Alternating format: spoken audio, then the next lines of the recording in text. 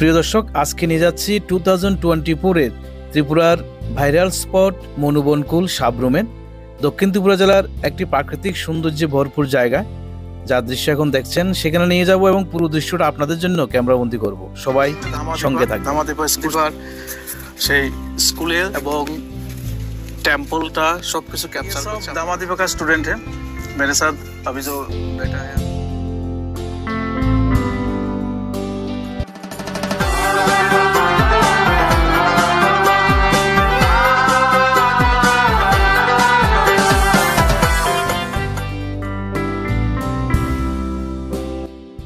বিশ্বকবি রবি ঠাকুর বলেছিলেন, প্রকৃতি একটি অদ্ভুত কবি, যার কবিতা সবসময় আমাদের জীবনে প্রতিটি প্রশ্নের উত্তর দেয় এবং আমাদেরকে নতুন দিকে চলতে উৎসাহিত করে। হ্যাঁ প্রিয় দর্শক, সেই প্রকৃতির একটি মনোরম দৃশ্য আপনাদেরকে দেখানোর জন্য যাচ্ছি আজকে সাবরুমের মনুবনকুল। আমি আর আমার কলিগ সহ আমরা 8 জন বাইকে করে আজকের এই লং জার্নিতে ছুটলাম গন্তব্যের উদ্দেশ্যে।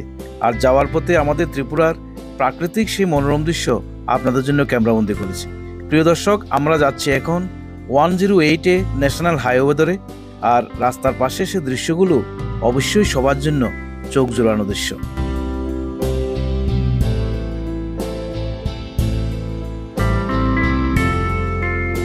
যাত্রা শুরু করেছি আমরা বিলোনিয়া থেকে।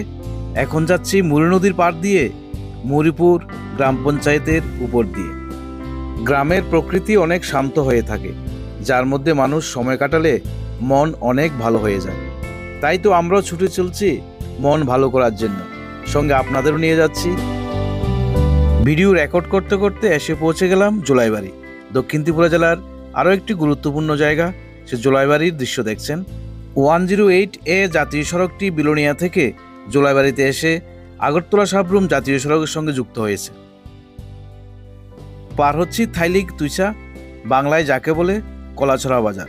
সেই কলাছড়া বাজারের দৃশ্য দেখছেন এখন।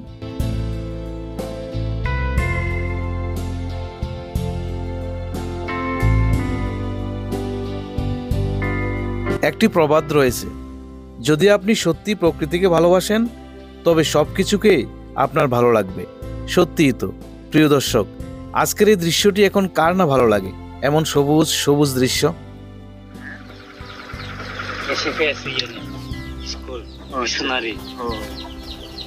আপনার বাড়ি এখানে? আচ্ছা, এই সাইডে ত্রিপুরা, আর ওই সাইডে যারা ধামাদিপার দিকে যারা আছে তারা? এটা হচ্ছে মগরা।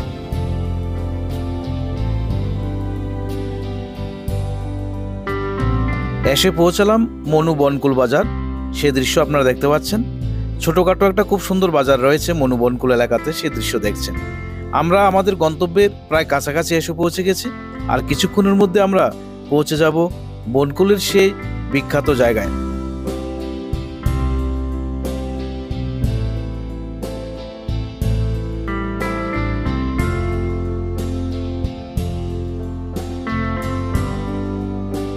প্রিয় দর্শক, সাবরুম মনুবনকুলে রয়েছে একটি বিশালাকার ভগবান বুদ্ধের মন্দির। খুব সুন্দর মন্দির।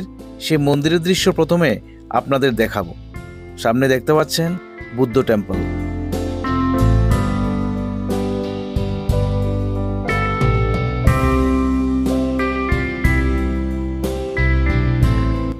প্রিয় দর্শক, এই সেই ভাইরাল স্পট, ত্রিপুরার 2024-এর সবচেয়ে ভাইরাল স্পট রয়েছে মনুবনকুলের এই স্পটটি, যেখানে একটি সেলফি স্ট্যান্ড রয়েছে। সে দৃশ্য দেখতে পাচ্ছেন এবং প্রচুর সংখ্যক পর্যটকরা এখানে ঘুরছেন, তার দৃশ্যও দেখতে পাচ্ছেন। তো আমরাও এখানে এসেছি, যখন এসেছি অবশ্যই ফটোশ্যুট হবে, ভিডিও শ্যুট হবে। দেখতে পাচ্ছেন আমরা দাঁড়িয়ে গেছি ফটোশ্যুট করার জন্য।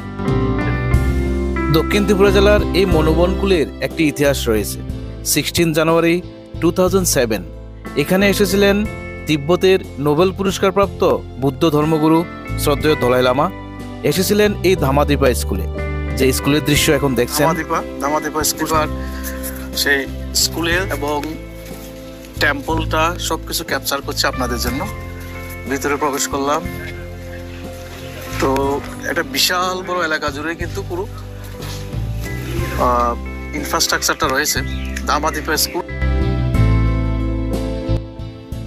এই দামাদিপা স্কুলে এসেছিলেন ধর্মীয় গুরু দলাই লামা। সামনে স্কুল কমপ্লেক্স দেখতে পাচ্ছেন। এই স্কুলে প্রচুর সংখ্যক স্টুডেন্ট হোস্টেলে থাকে এবং স্টুডেন্টদের সঙ্গে কথা বলবো, স্কুলের বিভিন্ন দৃশ্য দেখাবো। সামনে দেখতে পাচ্ছেন বুদ্ধ টেম্পল রয়েছে, সেই বুদ্ধ টেম্পলের ভিতরে আপনাদের নিয়ে যাচ্ছি।